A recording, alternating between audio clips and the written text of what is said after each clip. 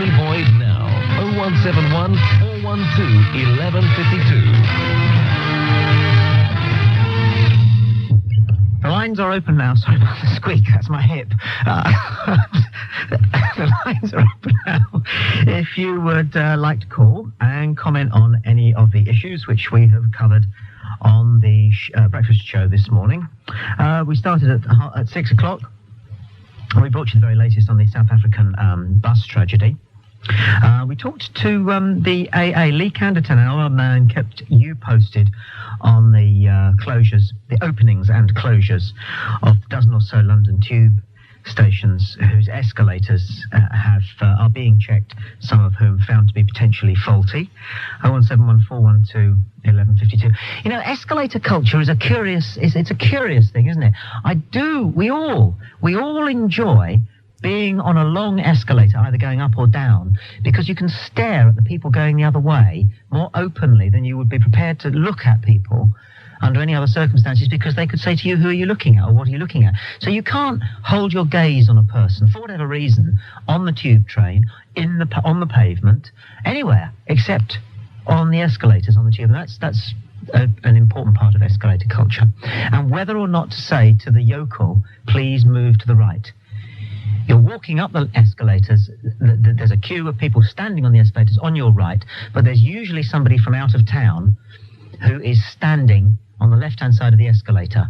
So you have to make a careful judgment. If you say to them, could you please stand on the right, and you're almost at the top or the bottom, then you feel unduly impatient. Isn't life complicated? 01714121152 is the number. We didn't have an opportunity because the show was so crowded. We apologise for failing to get round to interviewing representatives of Ann Summers about a new line, I understand, which they brought out especially for hen nights. I'm not quite clear how that would work. Women's underwear is generally not as alluring as women believe.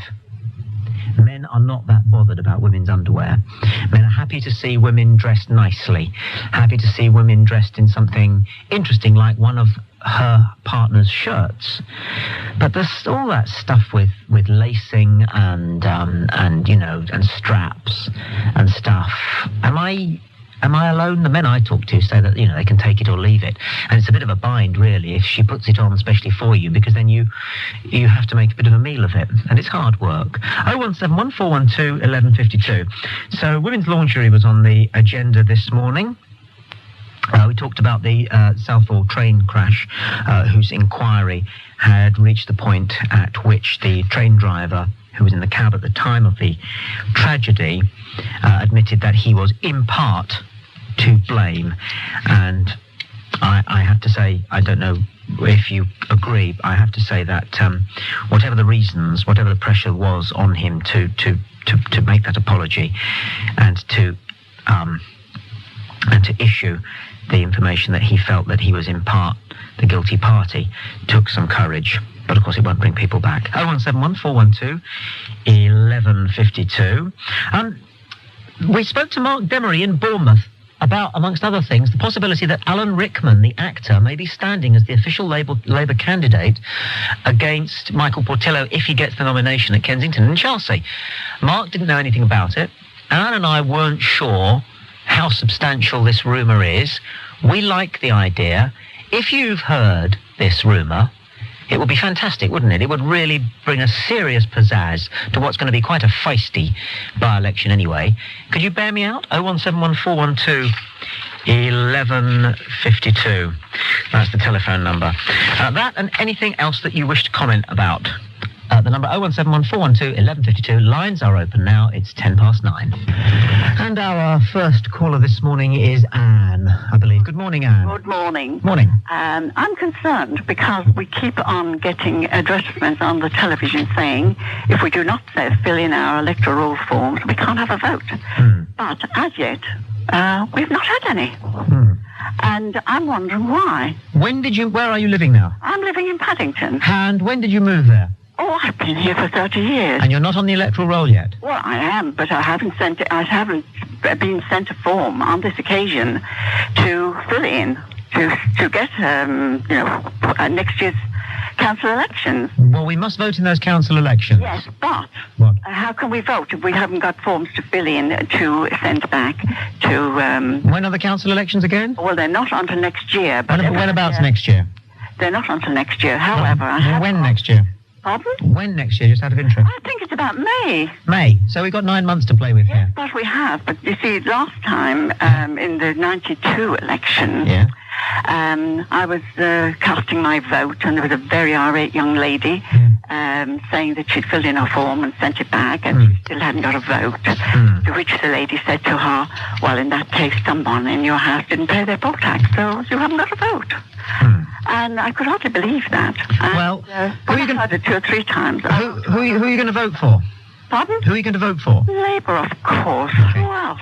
Well, I don't know. I'm just asking the question. No, I really am concerned because I've asked my neighbours and they haven't had one either. I thought I'd been missed out, sort of accidentally. And it seemed a large slice of W9 that didn't get any forms. So Because you do get shenanigans. I believe, and this is the first time this has ever been broadcast, but I believe that the 1992 general election was rigged. Well, I don't know about the general election, but I think the council one was. What do you know? Well, because, as I said, when I heard it 2 or 3 times, that the excuse for not having a vote was because somebody in their house hadn't paid their poll tax. So I wrote to our local newspaper and I asked them to investigate. And Westminster's excuse for some people not having votes was there were so many new voters, they simply didn't have time to put them on the electoral roll. Now, they had 7 months to do it, as you just said. So how does that work then as far as rigging an election goes? Well, I don't know about rigging it, but if Oh, I'm talking about rigged. votes. I'm talking about rigged. The 1992 general election, I believe people tried to rig it. Oh, really? It was the one that Major won. Oh, Do you remember? I do. Going to, expecting a Labour victory. Everybody expected a Labour victory. The polls all said that Labour, your party, Yes. you voted for them, your party were going to win by about 10%. That's right. And you knew by about midnight Yes. that you were going to lose. Yes, exactly. Well, I think that some people tried to rig it. Well, in fact, I'm certain of it. I'm certain that some people tried to rig it. Do you think they're trying to do the same thing with our local elections? For example, in Brighton, Brighton Kemp Town constituency, Yes. they managed to locate no fewer than 50 people who voted in that election, and that was a marginal, who don't exist. Oh, you're joking. No. What happened was they managed to find a number of those conversion flats in the area, which had sent in applications to be on the electoral roll. Yeah. So those names were there. Yes. All right. But those people didn't exist. Oh, dear. No, that was just in Brighton. Oh. That was just in Brighton. There were other shenanigans as well. For example, there at a number of universities, a number of postal votes were sent out, but were not received by the students. Now, I don't know if you know, but most student campuses have pigeonholes for people's personal mail. Oh, yes. So that the mail is not delivered to the individual halls of residence. Yes. So if someone knew that all the postal votes for thousands of students were being placed in one place on a university campus one morning, and they got there just after the postman, I see. so they could have the lot and vote as they wished to. Yes. And I think I can say that happened. Yes. And journalists have kind of known about this and wondered what they could do about it for donkey's years. Oh. But since you bring up the business of voting and... well, I'm concerned about ours. Yeah, you are, aren't you? I am indeed. You're worried that because you're a Labour supporter, you might not win. Vote. Well, that's true, and I am concerned, but who is responsible for sending out the... Wait a second. I don't know whether there's anything in this, but somebody has called claiming to have your voting papers. Oh, really? Tony in Paddington. Let's bring him in. Tony? Are you there, Tony? Me? I'm a she. Oh, I beg your pardon. Hello, Tony. Now, I've had a canvasser come round with all the papers. Yes. Oh, really? Oh, you've got your papers? Yeah. Oh, I thought my message was that you'd got Anne's papers. I was going to say that would indicate a very high reach in Paddington. No, they came round about 7:30 at night. Yes. And because I refused to allow them in, Yes. I had an awful job to get him to put the paper through my letterbox. This happens. And my neighbour never got one because she wasn't in. All due to the letterbox factor. Yes, I'm wondering whether these canvassers are coming round because you're not answering the door, Yeah. whether they're not putting papers through. Well, the whole point of a letterbox is that you can deliver something when somebody's not there. Well, that's what I said. There's no other use to which it can be put. No. Really? I mean, he's got to get through the security door, so somebody must Ah. let him in. Yes. And because I refused to let him in, Yeah. I made him put it through the letterbox, but when I asked my neighbour, she said, no, he hasn't delivered one here. How will you be voting, Tony? You don't have to tell me. I'm just Conservative. Ah, well, there you are. You see, you and Anne, just don't bother and you'll cancel each other out. Yeah. Oh, You can have the I got morning my- in. I got my paper and I sent it off. Right. Tommy, I'm concerned. I thought that the council sent them out automatically. No, That they weren't sent by. no, he came round with a whole, practically the whole of Gloucester Terrace, I think. Oh my goodness. So where do I get a voting paper now then to fill in? I don't know. You're just saying that, Tony. You just don't want to help the enemy. To tell you honest truth, being disabled, I don't get out, you see. Yes. No. To that extent. No. But you managed to vote. Yes. But Tommy, somebody must be responsible, and I must be able to pick up one somewhere. So where do I pick it up? Victoria, you know the council at Victoria? Yes. Mhm. You may complain there. That's a good place to complain. Also, the I post should office. complain, make no mistake. And also, a very good place to complain is the library. Really? Yes, I've always enjoyed complaining in the library. You can usually, because they usually try to deal with your complaint, which is not what happens if you complain at the bus station. Oh, that's true. That's a bad place to complain. They They'll always fob you off at the bus station. Yes, they do. Yes. You're not kidding. No, we're as three on this one, aren't we, girls? We are, and I shall, perhaps where they pay the community charge. Now, there's one step. Perhaps they've got some there. Okay, well, good luck anyway. Okay. Anyway, Bye. We wouldn't want you to be disenfranchised, Anne, would we? Sorry, Tony, we missed your last word. I say good luck. Thank you, and very good luck to you as well. 017 412 1152, getting to the heart of the matter on the phone-in portion of this LBC breakfast at 21 minutes past 9. Next caller is Tony in Enfield. Tony, welcome to LBC. Good morning. Oh, good morning, Tommy. Yes, answered prayers. I mean, everybody back when the Tories were in power thought this is going to be the answer to all our prayers when Labour get in. And now they're in. They're just awful. They're worse, if anything worse. They're just the same old stuff, but it's with a nasty... You lost, didn't you? And you still can't swallow it. No. Yes. No, lots of people in the public sector thought, oh, Labour going to come in and everything's going to be better, there'll be more money for everything, and there's not. In fact, more money's been taken out. No. You don't believe any of this. The truth of the matter is, you're a Tory and you're still cross because you lost. No, I'm not, actually. No, Yes, you are. I'm a floating voter. No, you're not. Yes, I am. No, you're hiding behind that. No, I'm not. Your problem is that in the pub, coming up to the election, you said vote Tory and they lost. And you still can't get over it. That's the truth of the matter. Don't tell us it isn't. We know that. I actually thought Labour would lose. I thought it was so pathetic. And Tony Blair, I mean, they used to nickname him Bambi. I mean, it's just a complete joke. Hmm. And that... Hello? Are you there? Yeah. What happened there? Nothing, I don't know. Have I got a call coming in? Yeah. Tony, can you just wait for a second? I've got a call coming in. Hello? Can I call you back? About 10 o'clock. Oh, all right. Tony, back with you. Aren't they fantastic, these machines nowadays? Yeah. Brilliant, isn't it? Didn't have them under a Tory government, you know. Didn't have call waiting under a Tory government. You got to give them that. No, well, a lot of things would have happened anyway. Well, No, you I say mean- that, but you can't be certain unless you're Nostradamus. No. Are you? What irritates me is this sentimentalising his family. I'm sick of Blair talking his wretched family. I'm not interested. Well, don't listen then. Don't listen then. That's what the knob's for. Don't listen. Don't read that. Skip that bit. You don't have to. Nobody forces you to consume any information, or do they? Well, it's everywhere, isn't it? You Not everywhere. It's not on the back pages. Well, It's not in the City Report. everybody else is laughing. You've never seen a photograph of Tony Blair's family on LBC. And him heading a ball with Kevin Keegan. You just don't. You're jealous. You're just jealous. No. You are. He's an idiot. He's a wally. In part, you are jealous. No, Blair's a wally. If the most successful man of your generation is not you, then you would understandably be jealous. No, he's just a standard middle-class product from a middle-class home. He's incredibly successful, much more successful and competent than you are, and you hate it. No, I'm not. That's the trouble with this country, you see. In America, if you drive down Hollywood Boulevard in a Rolls Royce, do you know what people do? They applaud. If you drive down, the King's Road, where do you live? Enfield. God blimey, have you ever seen a Rolls Royce in Enfield?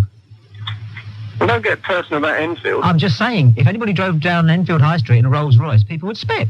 Don't be silly. No, it's true, because in this country, it's a fact. I know it's a fact. Prince Edward says it's a fact. In this country, we don't like success. And Tony Blair's successful. Well, every Prime Minister is successful. No, they're not. John Major was successful by virtue of being Prime Minister. But he suffered the heaviest general election defeat in the history of British politics. No, there's only a few percentage in it. I mean, there's never any... What? What? Yes, there's only a few percentage overall in it. That's a stupid electoral system. It only takes 2 or 3%. Are you depressed? A landslide election. Are you in some way upset? No, not really. You do seem to be a little negative. Well, I hate, you can fool most people most of the time, it would seem. No, that's not how it goes either. I've lapped up Blair and It doesn't go like that. More fool then. It doesn't say you can fool most of the people most of the time, as you surely know. Well, that's what I'm saying. You can fool most of the people most of the time. Well, yeah, but you see, why is it that I've never met anybody, right, who didn't think they were being fooled, just that everybody else is? Well, I wasn't fooled because I didn't vote for them. I knew that'd be rubbish. No, you haven't. Stop having conversations with people who don't even begin to try and listen to what you're saying. I think you're really boring in the pub. No. No! I'm than you. It's the reason why I drink so much is because I have to talk to people like you down there. No, well, I drink to make people like you interesting. We have to listen to people like you and your convoluted nonsense every morning. No, you don't have to. That's the point. You don't have to. No, we won't. But you do. Yeah. Because it annoys you. And you like people who annoy you. You love being annoyed. It doesn't matter. You do. Somebody between 9 and 10. It doesn't matter who it is. You're just a bod who happens to be there. Well, clear off. And he's gone. Fantastic. And he fell for that call waiting nonsense as well. I love it. 0171 412 1152. Leonard in Brixton is our next caller. If you just hang on a second, Leonard, we're going to take the 9:30 news. Here is Leonard in Brixton. Good morning, Leonard. Good morning, Tommy. Sir. Nice to speak to you again. Sir. Now, what I want to say is that I never vote. And the reason is, I don't think there should be so many political parties. I think the people should get together and discuss issues, and there should be one leader, and it should be the people, and maybe a selection of people that are actually running the country, meaning to say in defence, law and order, etc., all the different departments. But I think there's far too many parties, and it's getting boring. That we're coming to the year 2000. And that we have to listen to all these different parties and all their different views over maybe one issue or two issues. What do you think? Well, like you, I never vote, but the reason I never vote is because I believe that whenever you ask anybody to do something on your behalf, particularly if it's something important, it encourages you to feel frustrated in the long run. Yes.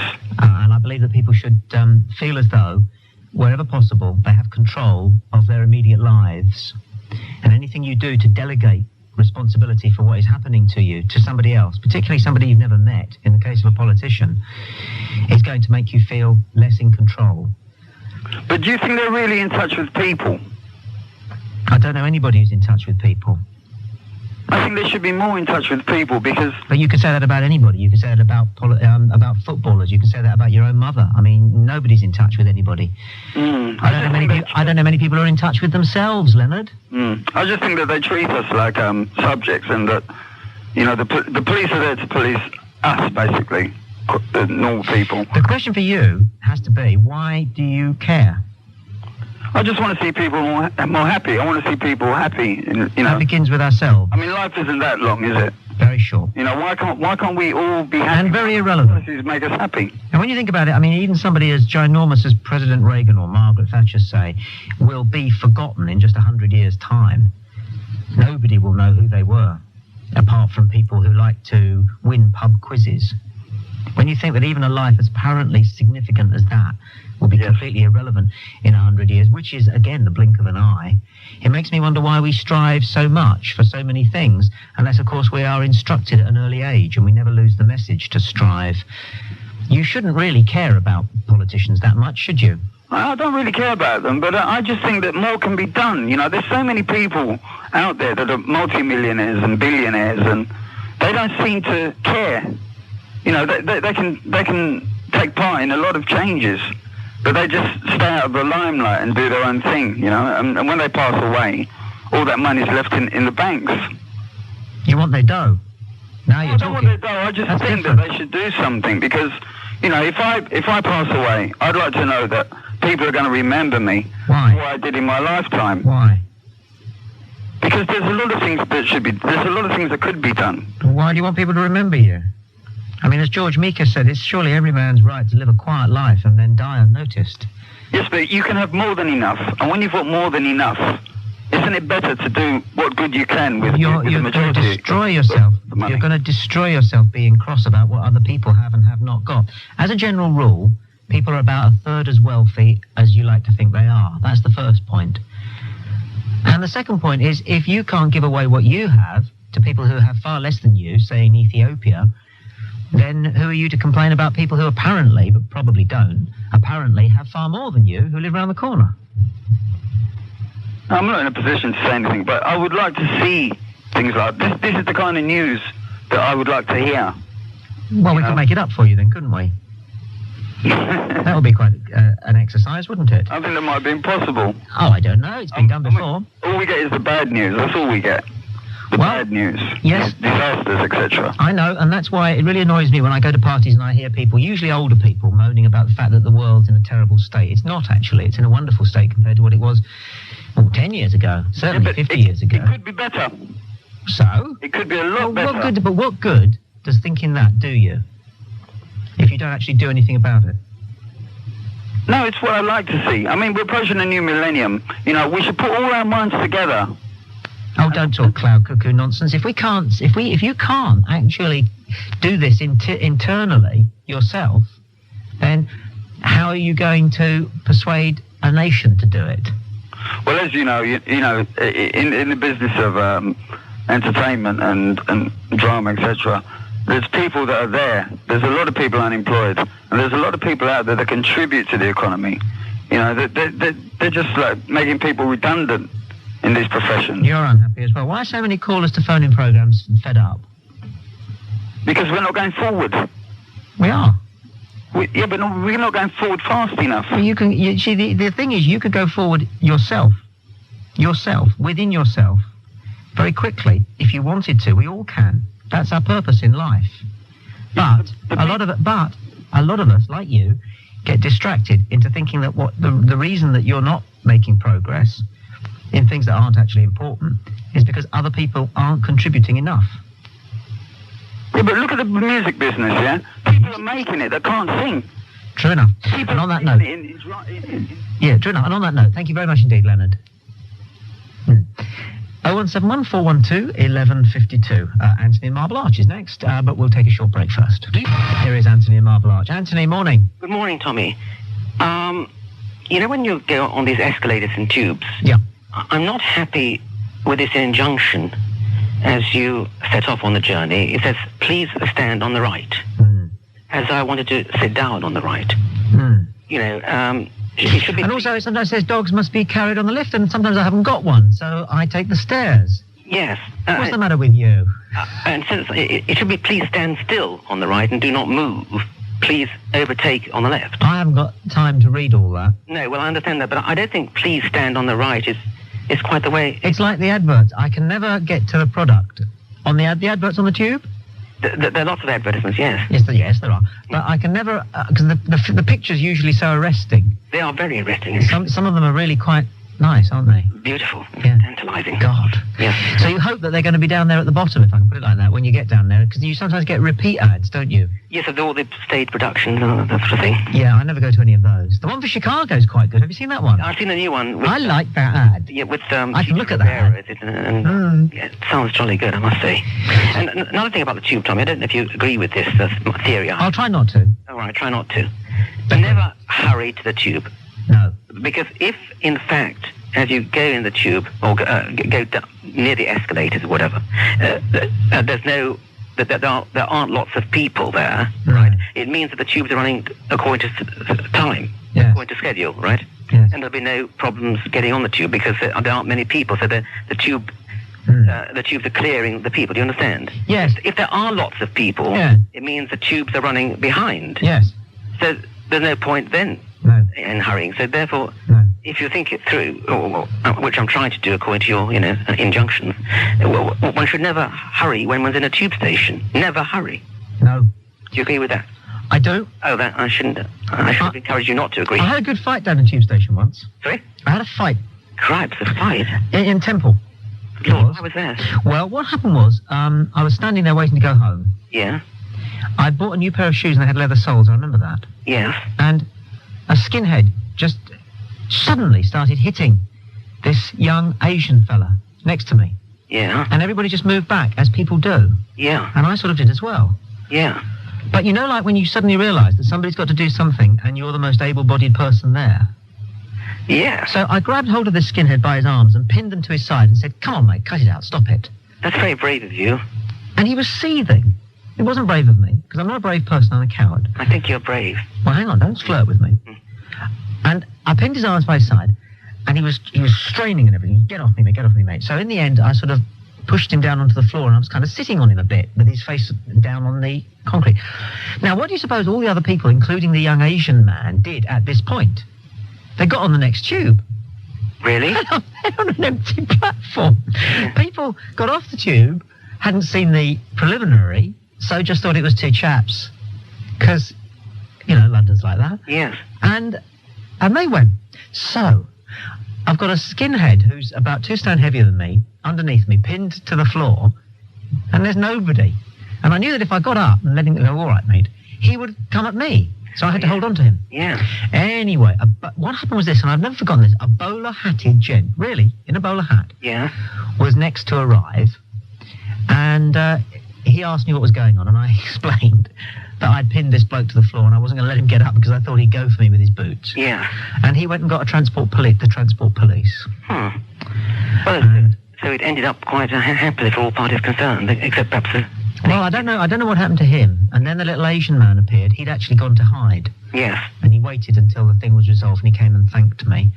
So but I suppose the point of my story, if there is one, is that life's what happens to you whilst you're making other plans. And 2, I think tube trains are much more interesting than overground trains. I find the tube actually quite an efficient service, to be honest. It is good, isn't it? Now and then. It is good, isn't it? It's not bad at all.